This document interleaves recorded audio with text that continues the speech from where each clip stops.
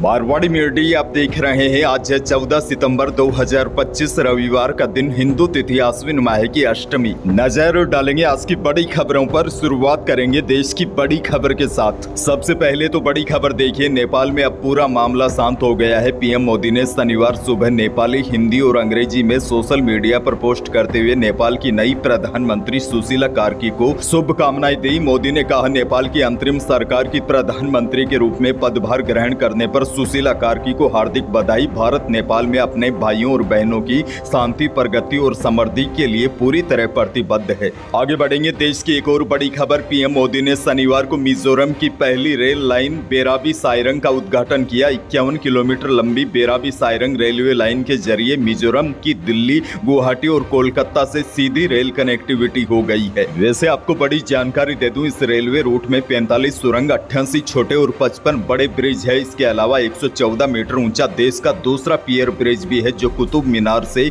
72 metre से भी ऊंचा है। दरअसल पीएम मोदी 2 दिन के नॉर्थ ईस्ट दौरे पर है। वह सुबह मिजोरम के आइजोल पहुंचे। यहां लेंगुपुई एयरपोर्ट से 9,000 करोड़ के प्रोजेक्ट का शिलान्यास किया। आगे बढ़ेंगे, एक और बहुत बड़ी खबर। एशिया कप 2025 में टीम इंडिया का आज दूसरा मुकाबला पाकिस्तान के साथ है। यह मुकाबला आज यानी कि 14 सितंबर को दुबई अंतर्राष्ट्रीय क्रिकेट स्टेडियम में खेला जाएगा। दोनों टीमें लगभग 7 महीनों के अंतराल के बाद आमने सामने खेल रही है। भारतीय क्रिकेट बोर्ड टूर्नामेंट का ऑफिशियल होस्ट है। इसके बावजूद बोर्ड के ज्यादातर अधिकारी मैच देखने आज दुबई नहीं जाएंगे। हालांकि बोर्ड के कार्यकारी अध्यक्ष राजीव शुक्ला जा सकते हैं। इधर मैच के एक दिन पहले भारत में कई जगह इसके विरोध के भी प्रदर्शन हो रहे हैं। पहलगाम आतंकी हमले में मारे गए कानपुर के शुभम द्विवेदी की पत्नी ऐश्वर्या ने भी लोगों से मैच का बायकॉट करने की अपील की है। वहीं शिवसेना यूबीटी के प्रमुख उद्धव ठाकरे ने कहा है कि जब खून और पानी साथ नहीं बह सकते तो मैच क्यों हो रहा है। लेकिन फिलहाल बड़ी खबर यह है, आज शाम को भारत और पाकिस्तान की टीमें आमने सामने होगी।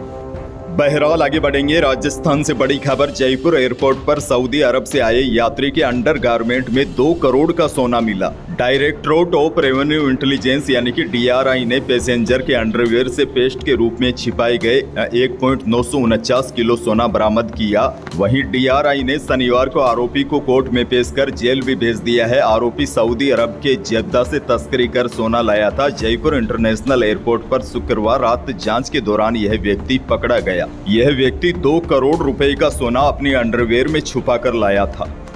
आगे बढ़ेंगे, एक और बहुत बड़ी खबर। राजस्थान पुलिस में 10,000 पदों पर होने वाली कांस्टेबल भर्ती के पहले दिन की परीक्षा शांतिपूर्ण संपन्न हो गई है। हालांकि एग्जाम के बाद बस स्टैंड पर अभ्यर्थियों की भारी भीड़ देखी गई। बसों में चढ़ने के लिए अभ्यर्थियों को कड़ी मशक्कत भी करनी पड़ी। इससे पहले एग्जाम सेंटर पर अभ्यर्थियों को जाँच के बाद ही अंदर जाने दिया। सुरक्षा को देखते हुए परीक्षा केंद्रों पर बाउंसर की भी तैनाती की गई। वहीं परीक्षा देने आई महिला अभ्यर्थियों के जेवर उतरवाए गए। कैंडिडेट से चप्पल, जूते उतरवाकर जांच की गई। भरतपुर में जींस पहनकर आए अभ्यर्थियों को वापस भेज दिया गया था। आपको बता दूं, 2 दिन चलने वाली परीक्षा में 5,24,740 उम्मीदवार रजिस्टर्ड है। अच्छा, बेरोजगारों के लिए एक और बड़ी खुशखबरी है। राजस्थान कर्मचारी चयन बोर्ड की ओर से चतुर्थ श्रेणी कर्मचारी भर्ती परीक्षा का आयोजन 19 से 21 सितंबर तक किया जा रहा है। और बड़ी बात यह है, कुल 53,749 पदों के लिए होने वाली इस परीक्षा में 24,75,000 से अधिक अभ्यर्थी शामिल होंगे। उम्मीदवारों की बड़ी संख्या को देखते हुए परीक्षा 3 दिनों तक हर दिन 2 पारियों में परीक्षा आयोजित की जाएगी। परीक्षा के लिए राज्य के 38 जिलों में कुल 1300 केंद्र बनाए गए हैं। अकेले राजधानी जयपुर में 200 परीक्षा केंद्र बनाए गए हैं।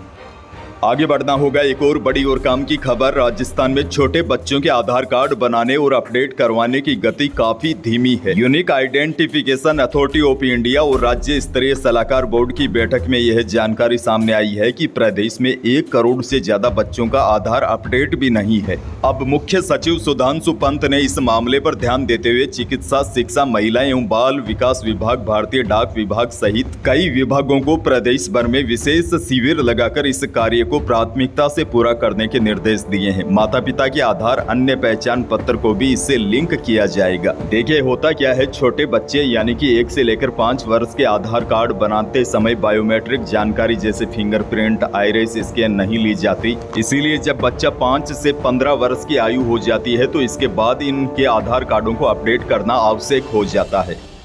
खैर आगे बढ़ेंगे। बड़ी खबर, विधानसभा में विपक्ष की तरफ से एक्स्ट्रा कैमरे लगाकर जासूसी करने का मामला तूल पकड़ता जा रहा है। कांग्रेस प्रदेश अध्यक्ष गोविंद सिंह डोटासरा ने स्पीकर वासुदेव देवनानी पर कांग्रेस की महिला विधायकों को रेस्ट रूम में जासूसी कैमरे से देखने का आरोप लगाया है। डोटासरा बोले, स्पीकर कांग्रेस विधायकों की जासूसी करवा रहे हैं। कांग्रेस में भी विशेषकर महिलाओं को रेस्ट रूम में देखना चाहते हैं। डोटासरा के इस बयान के बाद प्रदेश में सियासी भूचाल मच गया है। पीसीसी चीफ ने विधानसभा अध्यक्ष वासुदेव देवनानी पर गंभीर आरोप लगाते हुए कहा कि स्पीकर रेस्ट रूम में बैठकर महिलाओं को देखते हैं, इसीलिए एक्स्ट्रा कैमरे लगाए गए हैं। श्री गंगानगर जिले से बड़ी खबर, घग्गर नदी के बढ़ते जल स्तर ने किसानों की उम्मीदों पर पानी फेर दिया है। दरअसल एक दिन पहले ही कलेक्टर के सामने किसान अपनी फसलों को बचाने की गुहार लगाई थी, लेकिन कल किसानों की आंखों के सामने ही उनकी मेहनत बर्बाद हो गई। शनिवार सुबह अनूपगढ़ के गांव 35 एपीडी में घग्गर नदी के बांध में अचानक करीब 50 फीट चौड़ा कटाव आ गया, जिससे सैकड़ों बीघा में खड़ी नरमे यानी कि कपास और धान की फसलें डूब गई। किसानों ने बताया कि पिछले 36 घंटों में इस क्षेत्र में बांध के टूटने से लगभग 3500 बीघा फसलें खराब हो चुकी है। अपनी फसलों को पानी में डूबते देख किसान बेबस नजर आ रहे हैं, क्योंकि पानी का बहाव इतना तेज है कि रोक पाना काफी मुश्किल है। दौसा जिले से बड़ी खबर, राजस्थान के दौसा जिले में शनिवार को मिड डे मील खाने के बाद 100 से ज्यादा बच्चों की तबीयत बिगड़ गई। मामला सामने आने के बाद प्रशासनिक महकमे में हड़कंप मच गया।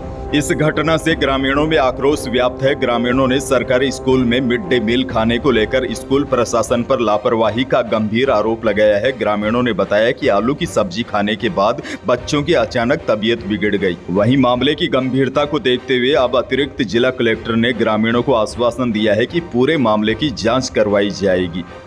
अच्छा, बड़ी खबर ये भी देखिए, दुखद बात यह है अब छोटे छोटे बच्चे भी हार्ट अटैक का शिकार हो रहे हैं। जालोर के एक निजी स्कूल में 9वीं क्लास की छात्रा की हार्ट अटैक से मौत हो गई। वैसे बताया जा रहा है कि छात्रा की 2 साल पहले भी सर्जरी हुई थी। ये घटना बागोड़ा की कल सुबह 9 बजे की है। बाड़मेर से बड़ी खबर, बाड़मेर जिले के चौहटन डीएसपी जीवनलाल खत्री के driver head constable Ramuram Meghwal ने उन पर थप्पड़ मारने का आरोप लगाया है और हेड कांस्टेबल ने यह भी आरोप लगाया है कि बड़े अधिकारी सब कुछ जानते हुए सीनियर अफसरों ने इस मामले को जानबूझकर दबा दिया। इस मामले से संबंधित एक ऑडियो भी सामने आया है। इसमें हेड कांस्टेबल रामूराम मेघवाल अपनी पीड़ा फोन पर किसी व्यक्ति को बता रहे हैं। उधर राष्ट्रीय लोकतांत्रिक पार्टी प्रमुख हनुमान बेनीवाल ने ट्वीट कर इस पूरे घटनाक्रम की निष्पक्ष जांच करवाने की मांग सरकार के सामने रखी है। आगे बढ़ेंगे। एक और बहुत बड़ी खबर, मुख्यमंत्री भजनलाल शर्मा ने झालावाड़ जिले के मनोहर थाना क्षेत्र के पीपलोदी में हुए दुखद स्कूल हादसे के बाद पीड़ित परिवारों के लिए राहत पैकेज का ऐलान किया है। मुख्यमंत्री ने पीपलोदी में हुए स्कूल हादसे में मृतक विद्यार्थियों के परिजनों को 13 लाख रुपए की आर्थिक सहायता देने का ऐलान किया है। इसके अतिरिक्त गंभीर रूप से घायल 11 विद्यार्थियों और उनके परिजनों को 1,36,000 रुपए की सहायता प्रदान की जाएगी। साधारण रूप से घायल 10 विद्यार्थियों के लिए 75,400 रुपए की आर्थिक मदद की जाएगी। सरकार ने प्रभावित परिवारों के प्रति संवेदना व्यक्त करते हुए उनकी मदद के लिए ठोस कदम उठाए हैं।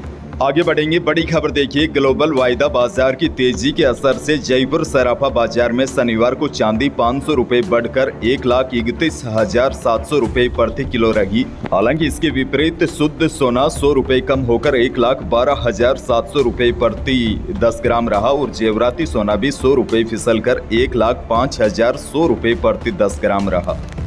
मौसम को लेकर भी बड़ी खबर आपको दे दूं। फिलहाल प्रदेश के अधिकांश जिलों के मौसम में अब परिवर्तन आ गया है। दिन में तेज धूप निकलने लगी है और देखिए, बड़ी जानकारी यह भी आ रही है। मौसम विभाग ने अपनी ताज़ा रिपोर्ट में बताया है कि पश्चिमी राजस्थान के कुछ भागों में मानसून के विदा होने की परिस्थितियां 15 सितंबर से यानी कि कल से अनुकूल दिखाई दे रही है। यानी कि पश्चिमी राजस्थान से अब मानसून की विदाई की घोषणा मौसम विभाग जल्द कर सकता है। हालांकि 16 सितंबर से प्रदेश के दक्षिणी पूर्वी भागों में कहीं कहीं पर मेघ गर्जन के साथ हल्की से मध्यम बारिश होने की संभावना है। लेकिन फिलहाल पश्चिमी राजस्थान के अधिकांश भागों में आगामी 1 सप्ताह तक मौसम मुख्यतः साफ रहने की संभावना है।